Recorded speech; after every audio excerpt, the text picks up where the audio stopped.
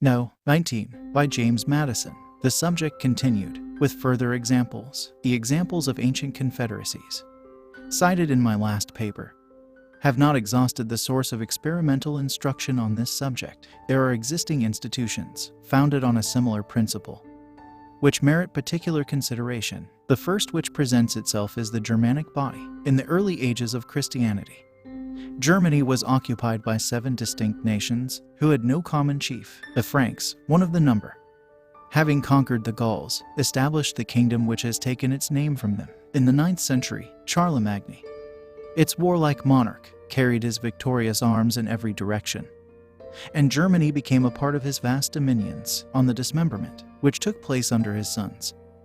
This part was erected into a separate and independent empire. Charlemagne and his immediate descendants possessed the reality, as well as the ensigns and dignity of imperial power, but the principal vassals, whose fiefs had become hereditary, and who composed the national diets, which Charlemagne had not abolished, gradually threw off the yoke and advanced to sovereign jurisdiction and independence. The force of imperial sovereignty was insufficient to restrain such powerful dependence, or to preserve the unity and tranquility of the empire. The most furious private wars, accompanied with every species of calamity, were carried on between the different princes and states. The imperial authority, unable to maintain the public order, declined by degrees till it was almost extinct in the anarchy, which agitated the long interval between the death of the last emperor of the Suabian and the accession of the first emperor of the Austrian lines. In the 11th century, the emperors enjoyed full sovereignty. In the 15th, they had little more than the symbols and decorations of power. Out of this feudal system,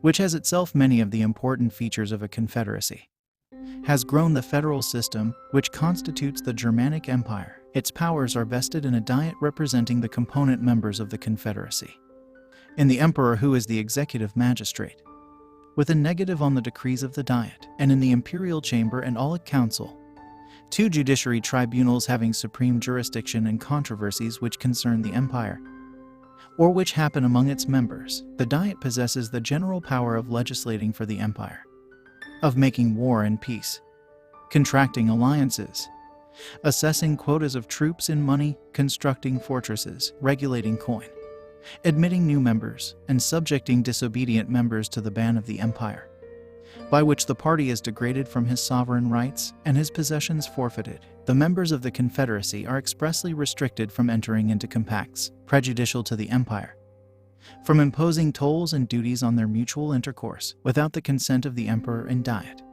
from altering the value of money, from doing injustice to one another, or from affording assistance or retreat to disturbers of the public peace. And the ban is denounced against such as shall violate any of these restrictions. The members of the diet, as such, are subject in all cases to be judged by the emperor and diet, and in their private capacities by the Aulic council and imperial chamber. The prerogatives of the emperor are numerous. The most important of them are his exclusive right to make propositions to the diet, to negative its resolutions, to name ambassadors, to confer dignities and titles, to fill vacant electorates, to found universities, to grant privileges not injurious to the states of the empire, to receive and apply the public revenues, and generally to watch over the public safety. In certain cases, the electors form a council to him. In quality of emperor, he possesses no territory within the empire, nor receives any revenue for his support, but his revenue and dominions,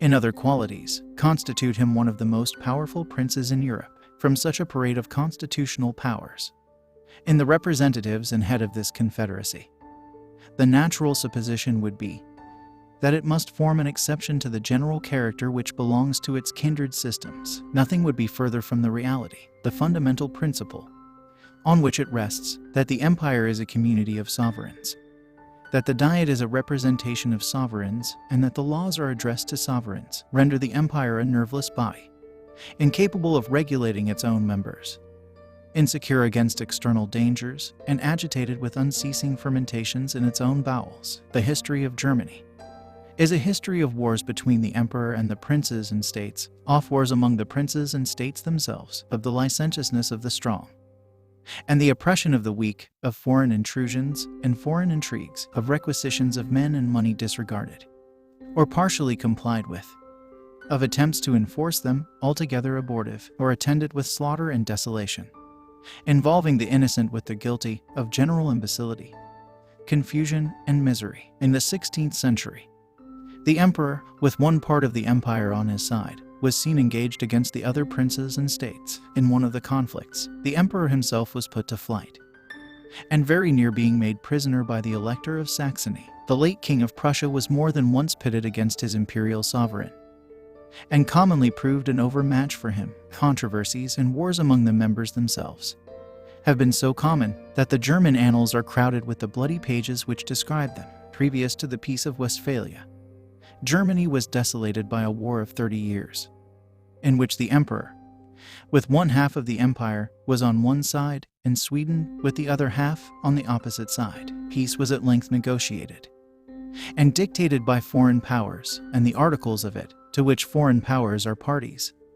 made a fundamental part of the Germanic constitution. If the nation happens, on any emergency, to be more united by the necessity of self-defense, its situation is still deplorable. Military preparations must be preceded by so many tedious discussions, arising from the jealousies, pride, separate views, and clashing pretensions of sovereign bodies, that before the Diet can settle the arrangements, the enemy are in the field, and before the federal troops are ready to take it, are retiring into winter quarters. The small body of national troops, which has been judged necessary in time of peace, is defectively kept up, badly paid, infected with local prejudices, and supported by irregular and disproportionate contributions to the treasury. The impossibility of maintaining order and dispensing justice among these sovereign subjects produced the experiment of dividing the empire into 9 or 10 circles or districts, of giving them an interior organization, and of charging them with the military execution of the laws against delinquent and contumacious members. This experiment has only served to demonstrate more fully the radical vice of the Constitution. Each circle is the miniature picture of the deformities of this political monster. They either fail to execute their commissions, or they do it with all the devastation and carnage of civil war. Sometimes whole circles are defaulters, and then they increase the mischief which they were instituted to remedy. We may form some judgment of this scheme of military coercion from a sample given by Thuanus in Donauworth, a free and imperial city of the circle of Suabia. The abdicent Qua enjoyed certain immunities which had been reserved to him. In the exercise of these, on some public occasion, outrages were committed on him by the people of the city. The consequence was that the city was put under the ban of the empire, and the Duke of Bavaria, though director of another circle, obtained an appointment to enforce it. He soon appeared before the city with a corps of 10,000 troops, and finding it a fit occasion, as he had secretly intended from the beginning, to revive an antiquated claim, on the pretext that his ancestors had suffered the place to be dismembered from his territory, he took possession of it in his own name, disarmed and punished the inhabitants, and re-annexed the city to his domains. It may be asked, perhaps, what has so long kept this disjointed machine from falling entirely to pieces? The answer is obvious: the weakness of most of the members, who are unwilling to expose themselves to the mercy of foreign powers. The weakness of most of the principal members, compared with the formidable powers all around them. The vast weight and influence which the emperor derives from his separate and hereditary dominions, and the interest he feels in preserving a system with which his family pride is connected, and which constitutes him the first prince in Europe.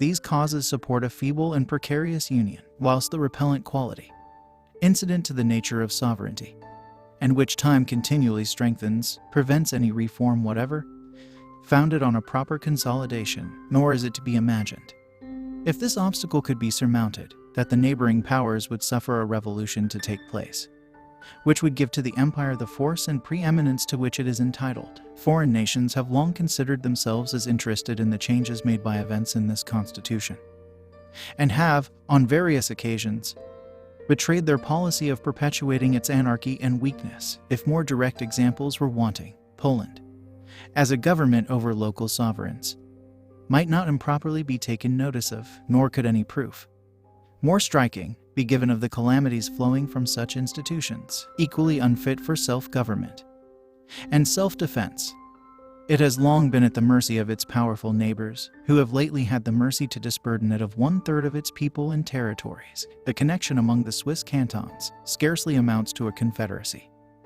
Though it is sometimes cited as an instance of the stability of such institutions, they have no common treasury, no common troops even in war, no common coin, no common judicatory, nor any other common mark of sovereignty. They are kept together by the peculiarity of their topographical position, by their individual weakness and insignificancy, by the fear of powerful neighbors, to one of which they were formerly subject, by the few sources of contention among a people of such simple and homogeneous manners, by their joint interest in their dependent possessions, by the mutual aid they stand in need of, for suppressing insurrections and rebellions, an aid expressly stipulated, and often required and afforded, and by the necessity of some regular and permanent provision for accommodating disputes among the cantons. The provision is, that the parties at variance shall each choose 4 judges out of the neutral cantons, who, in case of disagreement, choose an umpire. This tribunal, under an oath of impartiality, pronounces definitive sentence,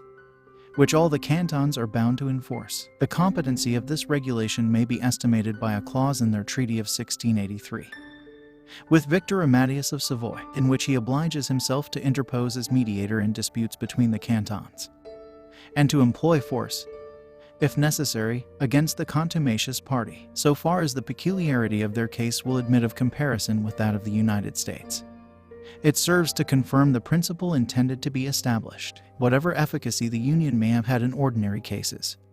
It appears that the moment a cause of difference sprang up, capable of trying its strength, it failed. The controversies on the subject of religion, which in 3 instances have kindled violent and bloody contests, may be said in fact to have severed the league. The Protestant and Catholic cantons have since had their separate diets, where all the most important concerns are adjusted, and which have left the general diet little other business than to take care of the common bailages. That separation had another consequence, which merits attention. It produced opposite alliances with foreign powers, of Bern, as the head of the Protestant Association, with the United Provinces, and of Luzerne, as the head of the Catholic Association, with France. Publius,